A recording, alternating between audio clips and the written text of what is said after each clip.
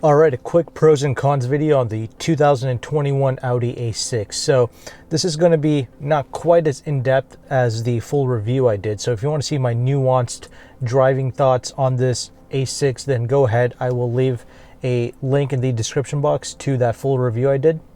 But this is supposed to be kind of a quick guide and a quick look at the A6 in case you're in the buying market. All right, so let's get started here. One of the biggest pros is the real world fuel economy, okay? I'm a journalist. I'm testing these vehicles, so I'm kind of driving it harder than most people would, but this little 2-liter 4-cylinder engine is getting about 23 mpgs. That's kind of with mixed, harder driving, so that's very impressive. Now, of course, that's also a con because, well, the 4-cylinder is not very quick, okay? This is producing about 261 horsepower and 273 pounds-feet of torque. The power did get updated just a tad for 2021, but it's still not a very quick machine.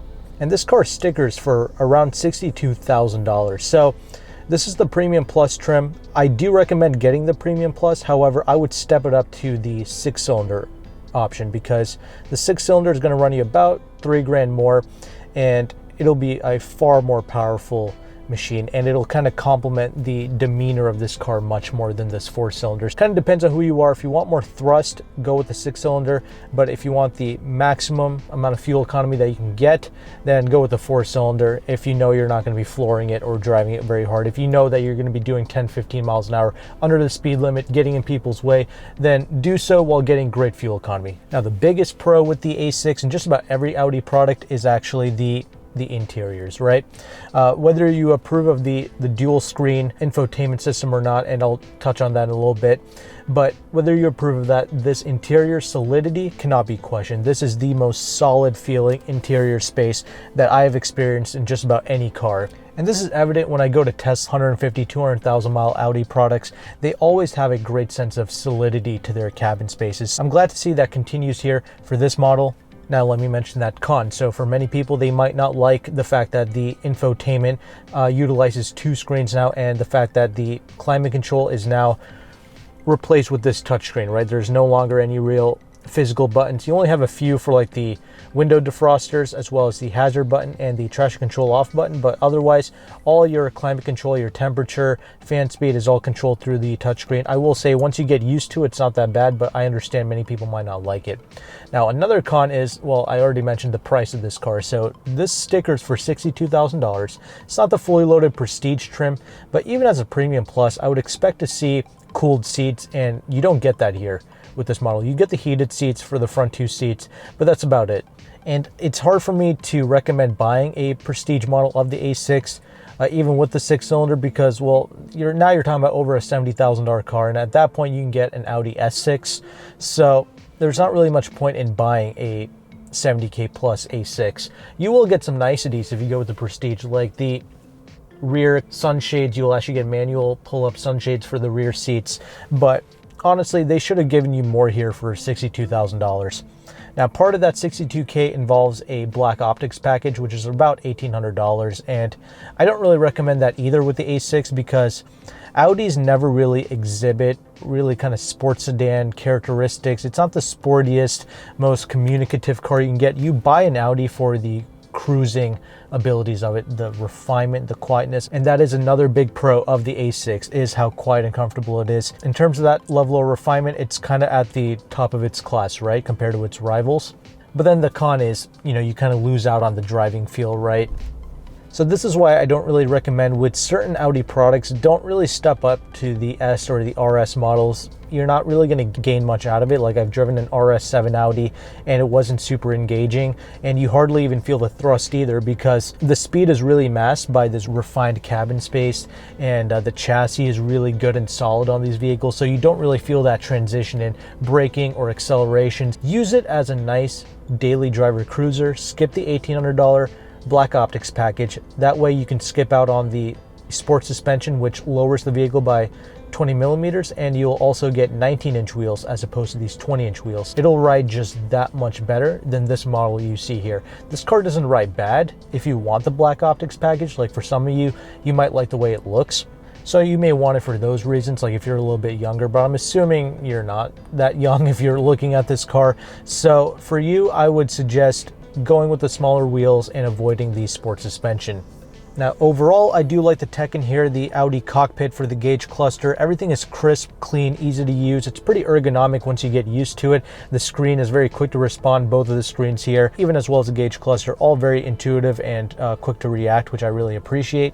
And I like how you have one-touch up and down windows for all 4 windows. You feel the solidity when you open and close the door. Another big pro to getting the Premium Plus packages is the Bang & Olufsen sound system. I highly recommend that. Very clean, very crisp. It's not the best in the world out there. Like, it doesn't really match the S-Class Burmesters, but for this price category, this is a very respectable audio system. Definitely closer to the top of the list for sure. The rear occupant space is pretty decent. I also like the fact that you can fold down the rear seats in this Audi A6. That's a big pro. And you also have a spare tire back there as well in the trunk, and the overall trunk space is the largest in the segment compared to the 5 Series and the E-Class. This is much larger, and this certainly has a lot more rear leg space than the Mercedes E-Class, something to keep in mind there. Some other pros to this vehicle is the fact that all Audi A6s, even the base model with the 4-cylinder, will be coming with the Quattro all-wheel drive. So if you live in inclement weather, well, that's a great thing to see.